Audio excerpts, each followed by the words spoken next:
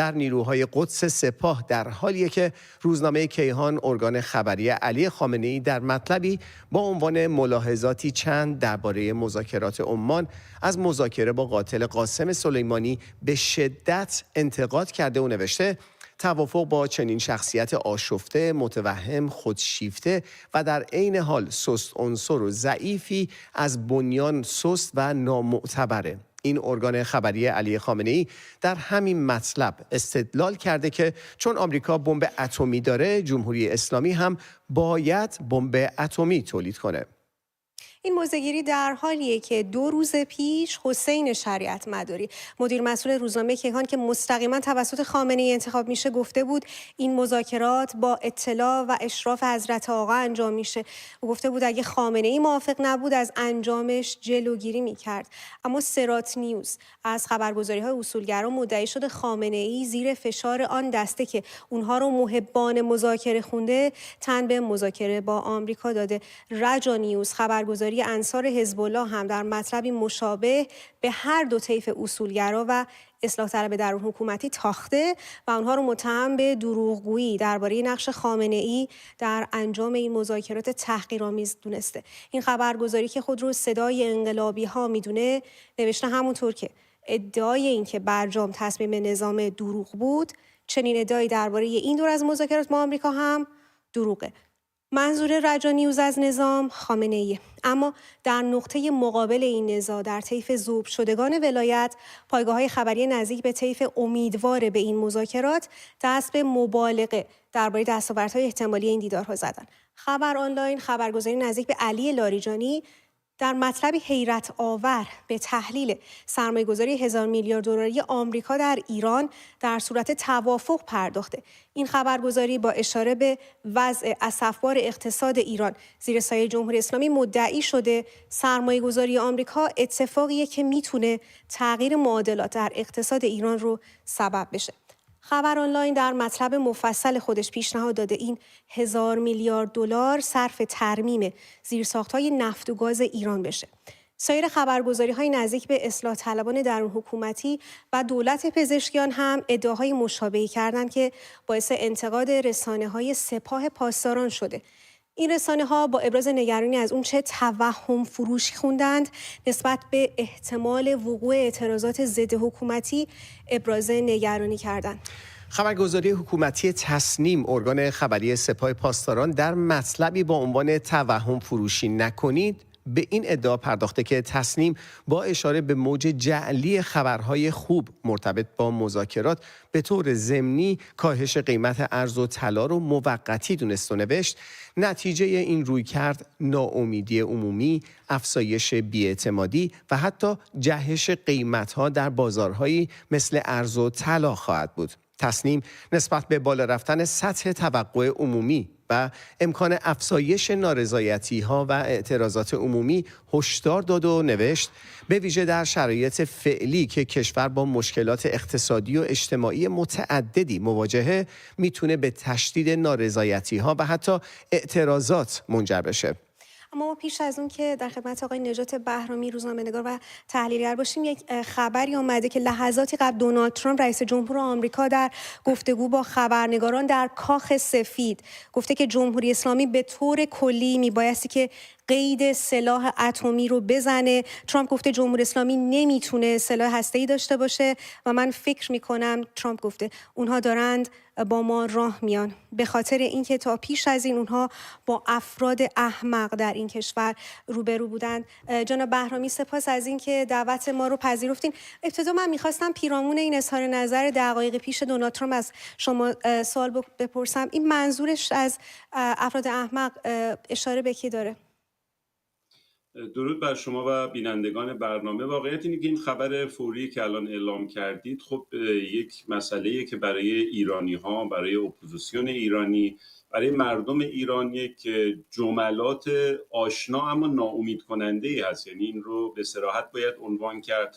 این که تأکید میکنه جمهوری اسلامی باید برای همیشه قید سلاح هسته‌ای رو بزنه و این رو مبنای مذاکرات قرار بده. خب این چیزی هستش که مورد نظر جمهوری اسلامی و خامنه‌ای هم هست و اونها پیشاپیش گفتن که اصولا ما سلاح هسته‌ای نداریم و نخواهیم داشت مگر اینکه حالا بعداً دکترین هسته‌ایمون رو تغییر بدیم. یعنی سطح خواسته ها و انتظارات و توقعات دولت امریکا رو بسیار بسیار پایین آورده. اینکه حتی غنیسازی رو به صورت کامل جمع نکنن، مثلا همون چیزی که در برجام هم امضا شد بسیار حتی فراتر از چیزهایی هستش که دونالد ترامپ و نماینده ویژه امریکا در خاورمیانه در همین یکی دو هفته دنبالش بودن. این مسئله‌ای که به نظر من حالا چیزی فراتر از این نیست. جناب بهرامی، از همین اصطلاح توهم فروشی که بهش اشاره کردیم شروع بکنیم. در مبالغه طیف نزدیک به پزشکیان خب در واقع تردیدی درش نیست، اما سپاه الان نگران چیه؟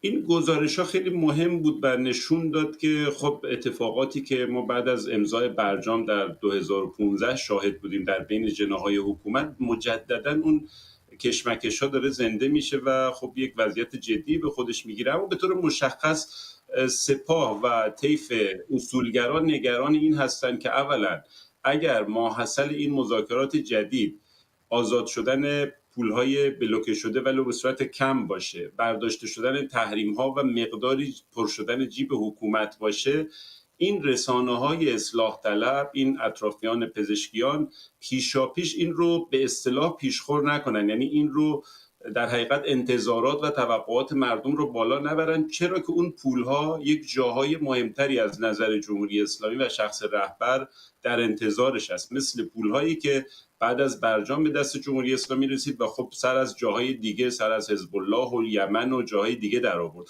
اینه که اینها از پیشاپیش میخوان اولا اون پولها رو تکلیفش رو یکسره کنن و به سمت و سویی که خب خود خامنه ای میخواد سوقش بدن، و ثانیا نگران این هستن که یک موج روانی و احساسی درست بشه مثل همون سالهای برجام که ما دیدیم مثلا بعد از امضای برجام عده زیادی از مردم ریختن توی خیابون تحت تاثیر اون تبلیغات و بوق زدن، شادمانی کردن.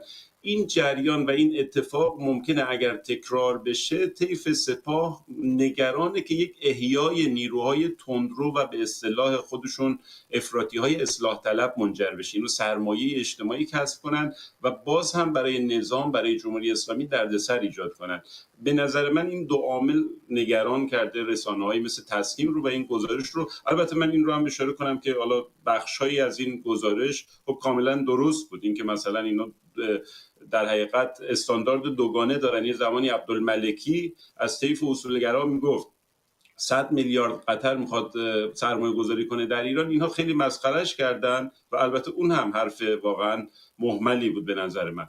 و الان خودشون از 2500 میلیارد صحبت میکنن که اصولا ما در ایران قوانین سرمایه گذاری جوریه که شهروند خودمون هم یک بیزینس کوچیک بخواد راه بندازه چند سال باید دوندگی کنه. چطور امریکا یه دفعه انقدر پول رو بیاره و ایران سرمایه گذاری کنه؟ این نکته هم اتفاقاً چیزی هستش که تناقضات اصلاح طلبها رو نشون داده بود و به نظر من درست بود. این در واقع باز برای همین توهم فروشی تا چند روزه میتونه روی افکار عمومی اثر بذاره و جامعه رو امیدوار بکنه اونطور که جمهوری اسلامی میخواد؟ اگر سیر مذاکرات مثلا مثل دوره روحانی بود، اینکه مقامات بلندپایه جمهوری اسلامی و امریکا با هم دست بدن جلوی دوربین‌ها ظاهر بشن، خب واقعیتش ما یک چیزی داریم به نام بازارهای مالی که این اثر خودش رو میگیره از این وضعیت و از این جو و ممکنه خب این مسئله به افکار عمومی هم و بخشی از افکار عمومی لااقل منتقل بشه. اما همونطور که عرض کردم یک تجربه گرانبها و بزرگ مقابل چشم مردم هست و اون هم برجامه. در زمانی که برجام امضا شد خب اون هیجانات و وعده ها و شور و شوق ها خیلی خیلی بیشتر از الان بود و طیف بیشتری از مردم همچنان به اصلاح جمهوری اسلامی یا تغییر ریل کلان جمهوری اسلامی امیدوار بودن. اما الان تجربه برجام جلوی چشم مردم هست. بعد از اون اتفاق خیزش‌های متعددی علیه جمهوری اسلامی شکل گرفته و مخصوصا اینکه اینها میدونن اگر توافق اندکی هم صورت بگیره پولی عاید مردم ایران و سفره‌های مردم ایران نمیشه و در نتیجه به نظر من در سطح افکار عمومی خیلی اهمیتی نداره و خیلی تأثیری نخواهد گذاشت این جو روانی که اینها در تحت عنوان توهم فروشی حالا ازش یاد شده. چون بهرامی، این شکاف عمیقی که بین طیف نزدیک به خامنه‌ای هست رو اینو چطور تحلیل میکنه؟ آیا این شکاف در صورت دستیابی به توافق عمیق‌تر نمیشه به باور شما؟ کاملا درست. این شکاف رو خب من عرض کردم، این که یک طیف دنبال این هستش که از این فضا استفاده کنه و ساختار خودش رو، سازماندهی خودش رو دوباره احیا کنه. طیف اصلاح طلب که اصولا محو شدن در سپهر سیاسی ایران، خب در انتخابات گذشته، در سیرک انتخابات دنبال این بودن که با پزشکیان خودشون رو احیا کنن، نتونستن. الان این یک فرصت خوبیه برای اینها که احیا کنن. طیف مقابل هم دنبال اینه که به قول خامنه‌ای معیشت و سفره مردم رو به مذاکره پیوند نده. این جمله کلیدی خامنه‌ای که اصولگراها مدام تکرار میکنن. مشخصی سفره مردم اگر به مذاکرات به این حساسی گره نخوره، به فقط اون شعارهای سال خامنه‌ای باید گره بخوره.